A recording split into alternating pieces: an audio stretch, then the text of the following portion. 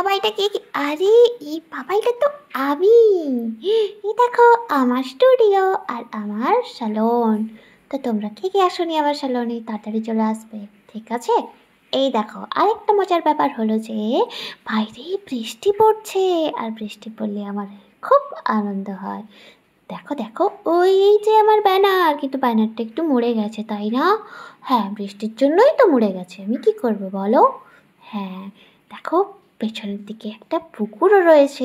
সবাই ভাবছো মেয়েটা কেমন বলে, অ্যাকচুয়ালি এটা আমার রিয়েল ভয়েস নয়, কিন্তু আমার এরকম ভয়েসে কথা বলতে খুব মজা লাগে।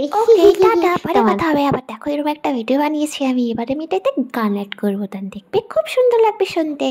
ওকে, টাটা সবাইকে। আমাদের গল্পগুলো অল্প সময় ঘর পাতালো, তারপর পথ হারালো তোমায় আমায় নিয়ে। আগে যদি বুঝতো তারা